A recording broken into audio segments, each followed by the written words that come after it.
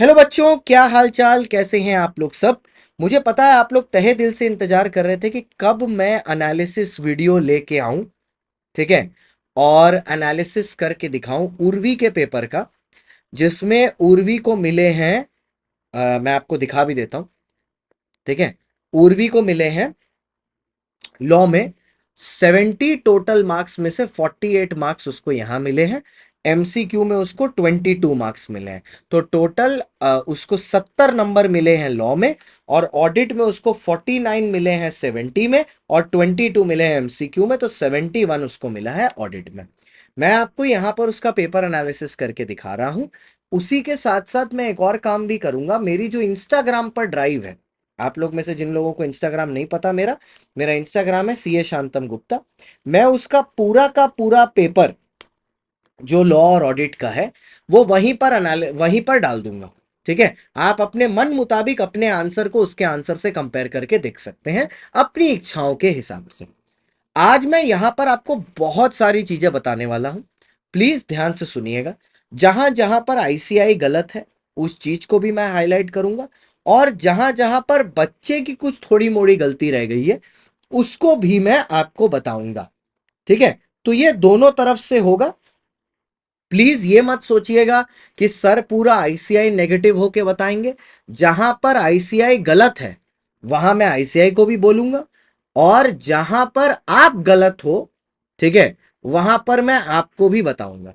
और हां, मैं इससे पहले वीडियो शुरू करूं, मैं आपको बता देता हूं, चेकिंग में बहुत सारी डिस्क्रिपेंसी है। ठीक है। मैं पहले ही आपको ये बात बता देता हूं, चेकिंग में बहुत सारी डिस्क्रिपेंसी है। ठीक है। अच्छा, आज मैं आपको एक और भी चीज प्रूफ करने वाला हूं। ये जो सजेस्टेड आंसर होते हैं ना, इनका कोई माई बाप भरोसा नहीं है। मैं आपको पहले से बता देता हूं, क्योंकि आपको मैं आज दिखा दूंगा कि ऐसा होता है कि सजेस्टेड आंसर में जो दिया है बच्चे ने वो एग्जैक्टली लिखा है, लेकिन उसको नंबर नहीं मिले। और ऐसा भी होता है जो सजेस्टेड आंसर में नहीं है, बच्चे ने वो लिखा है और उसको पूरे पूरे नंबर मिले हैं। जैसे मैं आपको ये चीज दिखाता हूं। ठीक है। ये मेरे ही बच्चे का है और उसने मेरे को ये भेजा है, और उसने बोला भी था कि सर ये वाला ना आप दिखा देना। ठीक है। ये एक बच्ची है, इसका नाम है अंशिका। ठीक है। बच्ची है, इसका नाम है अंशिका। इसका ये अकाउंट्स का देखना। ठीक है। मतलब जो चीज सजेस्टेड आंसर में दी है, ठीक है, equity share capital 10,50,000, to equity share capital 2,10,000, reconstitution 8,40,000 properly दी है। ठीक है। अगले वाले में 6,60,000, 6,60,000, 8,00,000, 6,40,000, 1,60,000। अब देखो बच्ची ने भी नीचे लिखा है, और ऐसे बहुत सारे बच्चे होंगे, कमेंट में बता देना। ठीक है। बच्ची ने भी इसमें लिखा है। अब तुम बोलोगे सर उसने नरेशन नहीं लिखा। ठीक है, कुछ नंबर काटते हैं, नरेशन नहीं लिखने पे आधा नंबर काटते हैं, पूरा पूरा नेगेटिव लगा दिया। और ऐसे बहुत सारे बच्चे हैं जिन्होंने नरेशन लिखा भी है, उनका भी पूरा पूरा काट के जीरो कर दिया। तो ये तो डिस्क्रिपेंसी है। अब ये मैंने कैसे बोला डिस्क्रिपेंसी है? क्योंकि मैंने क्या किया, सजेस्टेड आंसर से कंपेयर किया। ठीक है, जो बच्चों के लिए सजेशन होता है। अब चलो यहां पर मैं आपको कुछ दिखाता हूं। अच्छा, पहली बात सर, क्या उर्वी के पेपर की चेकिंग फेयर हुई है? The answer is yes. ठीक है। क्या हर बच्चे की लॉ की आंसर चेकिंग फेयर हुई है? बिल्कुल नहीं। उर्वी मेरी एक बच्ची है, उसका आंसर सही चेक हुआ है, सेम आंसर अंशिका ने लिखा है, उसको नंबर नहीं मिले।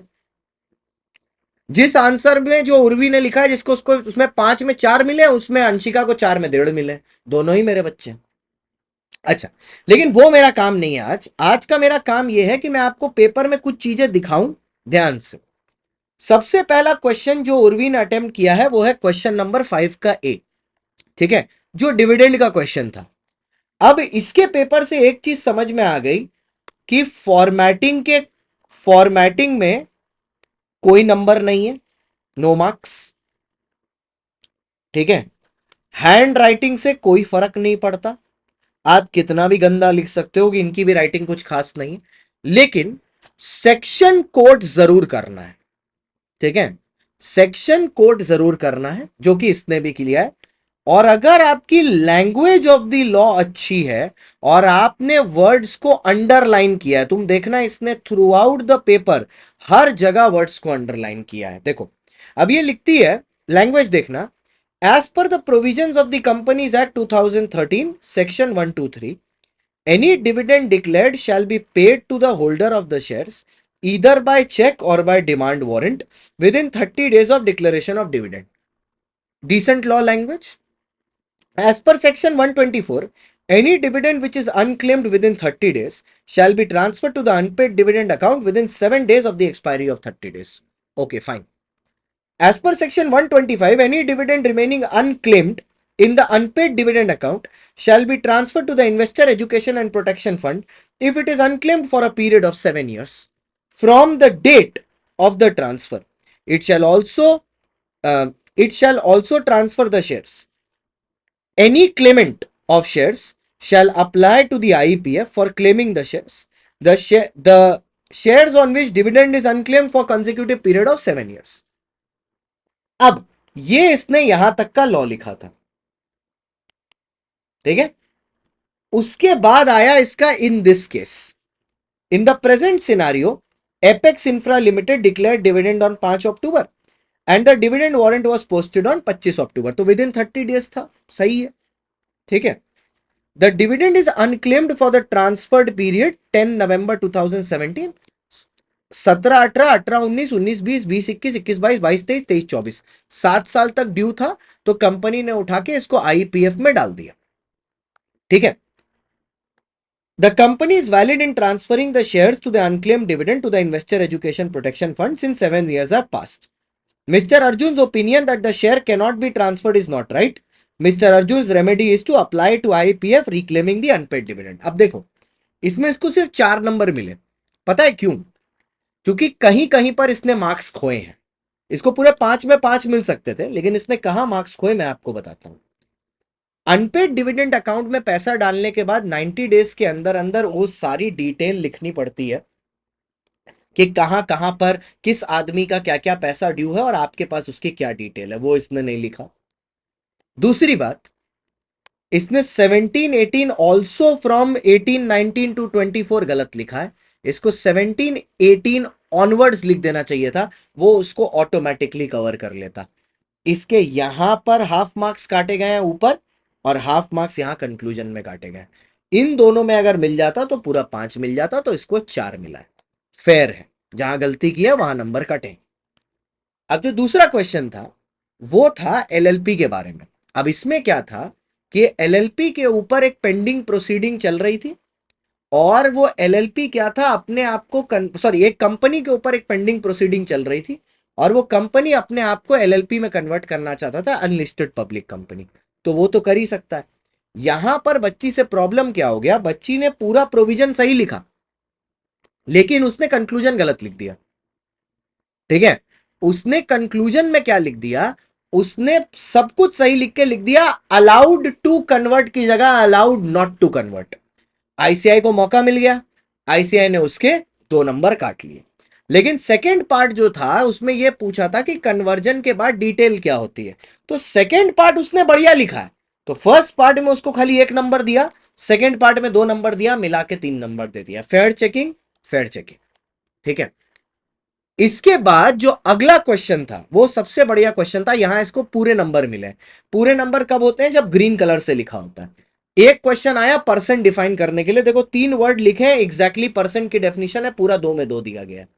उसके बाद जो 33 सबसेक्शन 22 में गुड फेथ का डेफिनेशन है, वहां ये थोड़ा लड़खड़ा गई। इसने क्या किया, एग्जाम्पल भी नहीं लिखा और थोड़ा लड़खड़ा गई। इंस्टीट्यूट को मौका मिल गया, उसने तुरंत 2 नंबर की जगह 1 नंबर देके 1 नंबर चोरी कर लिया। इसको पहले क्वेश्चन में मिला 10 नंबर, ठीक है। मुझे यहां कोई डिबेट नहीं है, एकदम फेयर चेकिंग हुई है, सब ठीक है। अगला क्वेश्चन 6 का ए डिपॉजिट का था, ठीक है। जहां पर डिपॉजिट्स को प्री मैच्योर पेमेंट किया जा रहा है, 1% माइनस करना है। इसने पूरा प्रोविजन प्रॉपरली लिखा है, सेक्शन 76 को कोट भी किया है, सारी चीजें लिखी हैं। इफ यू नोटिस इसने रूल नहीं लिखा, this is covered under rule 3 ना, उसने रूल 3 नहीं लिखा है। अब देखते हैं क्या रूल नहीं लिखने से उसके नंबर कटे हैं। आप देखो उसके नंबर नहीं कटे हैं, ठीक है। उसको 2 नंबर जो पहले स्टेप में मिलना चाहिए था, वो पहले स्टेप में उसको 2 नंबर मिला है। उसके नंबर कहां कटे हैं मैं बताता हूं। अगला स्टेप 3 नंबर का था, जो सवाल यह था कि बताओ किस केस में इंटरेस्ट रेट नहीं कटेगा 1%। उसने सिर्फ एक पॉइंट लिखा है जहां पर वॉर रिस्क होता है, बट एक्चुअल में उसको आर्टिकल नंबर लिखना चाहिए था 352। नेवल मिलिट्री फोर्सेस को पैसा मिलना चाहिए वापस विदाउट डिडक्शन, वो लिखना चाहिए था, नहीं लिखा उसने। और इमरजेंसी सिचुएशन था, नहीं लिखना। इसी का आईसीआई ने 1.5 नंबर काट लिया। तो इसको इसमें मिला 1.5 और ऊपर मिला 2, 3.5 नंबर 6 के ए में मिल गया इसको, जहां पर 5 नंबर मिल सकता था। एकदम फेयर चेकिंग, ठीक है, कुछ गड़बड़ नहीं, एकदम फेयर। अच्छा, अब यहां पर एक क्वेश्चन आया 6 का बी, जो चैप्टर नंबर 11 से आया, सेक्शन 381 फॉरेन कंपनी, जिसमें है कि फॉरेन कंपनी को अपने जो स्टेटमेंट है वो FC3 में 6 महीना के अंदर फाइल करने हैं, subject to an extension of 3 months. तो 9 महीने में कर सकता है, और कंपनी क्या कर रही है, 10 महीने में कर रही है। अब लॉ लिखते टाइम इसने एक पॉइंट मिस कर दिया, क्या, ये 3 मंथ वाला एक्सेप्शन, वो इसने लॉ में नहीं लिखा। आईसीआई ने तुरंत उठा के 0.5 मार्क्स डिडक्ट कर लिया उसके लिए, 2.5 दिया इसको जहां 3 मिल सकता था। उसके बाद इसने क्या किया, इवन अगर वो पेंड, अब हुआ क्या, नॉन अटैचमेंट ऑफ डॉक्यूमेंट भी होता है ना, उससे कॉन्ट्रैक्ट की वैलिडिटी को कोई इफेक्ट नहीं होता है, ये लिख दिया इसने। वैलिडिटी को तो इफेक्ट होता है ना, कि सामने वाला कंपनी पर केस नहीं कर सकता है केस, लेकिन कंपनी नहीं कर सकती। बेचारी का सिली मिस्टेक की वजह से कंक्लूजन गलत हो गया, यहां पर 2.5 मार्क चला गया। इसने जो इस करेक्ट लिख दिया ना, कि कंपनी बोल रही थी क्वेश्चन में कि अगर हमने नहीं भी दिया है डॉक्यूमेंट तो इससे मेरे कॉन्ट्रैक्ट की वैलिडिटी को कोई फर्क नहीं पड़ता। अब इस बच्ची ने लॉ ठीक डिजाइन किया है कि 393 के हिसाब से वो कॉन्ट्रैक्ट इनवैलिड नहीं होता, लेकिन कंपनी केस नहीं कर सकती सामने वाली बात पर। उसको इसको इनकरेक्ट लिख के वो बात बतानी चाहिए थी, इसने करेक्ट लिख के बता दी। तो आईसीआई ने पूरा 0 बैठा दिया यहां पर। चलो ठीक है, मैं ये नहीं बोलता कि इसमें कुछ नंबर दे देने चाहिए थे, it is a professional exam, तो बनता है। क्यों मैंने ये बात बोली कि जो पेपर होते हैं ना, वो सजेस्टेड आंसर से नहीं चेक होते, ये बात देखने से समझ में आती है कभी कभार। ये जो क्वेश्चन है ना बेटा 6 का सी, इस क्वेश्चन पे मैं आपको लेके आता हूं, एकदम लास्ट क्वेश्चन है 6 का सी। आपको कुछ अमेजिंग दिखाता हूं मैं, जिससे फिर एक सवाल अराइज होता है कि आप हमें मार्किंग शीट दे क्यों नहीं देते। देखिए, ये सवाल पूछा गया है, discuss the provisions pertaining to holding of foreign exchange by resident in India. इसका सीधा सीधा जवाब है सेक्शन नंबर 4, बस वही जवाब है इसका। Holding of foreign exchange by the resident in India, section number 4, वो नंदलेस वाला, ठीक है, 2 नंबर का। और नीचे है state the general rule understand in respect of current account और कैपिटल अकाउंट, कि करंट अकाउंट ट्रांजैक्शन को डिफाइन करना है, capital account. Just look at the suggested answer जो इसके दिए हैं। होल्डिंग ऑफ फॉरेन करेंसी में सेक्शन 4 कोट किया है और ये बात लिखी है, ठीक है, कि ये एक्सेप्ट एज अदरवाइज प्रोवाइडेड, हाँ टॉप नहीं कर सकता। दिस सेक्शन प्रोवेंट्स कि आप बाहर पे करेंसी लेके आओ, लेकिन सेपरेट नोटिफिकेशन के थ्रू अलाउ होता है। और जनरल रूल में क्या लिखा है, ये current account transactions are freely permitted unless prohibited, और कैपिटल प्रोहिबिटेड है अनलेस अलाउड। तो ये सजेस्टेड से ये बोल रहे हैं कि अगर तुम ये लिखोगे तो हम तुमको नंबर देंगे। चलो देखते हैं बच्ची ने क्या लिखा है, और इसमें उसको पूरे नंबर मिले हैं। देखो, a person resident in India में hold, own, transfer, invest in foreign currency और in movable property outside India if such income was earned when he was a resident outside India, inherited from a person resident outside India।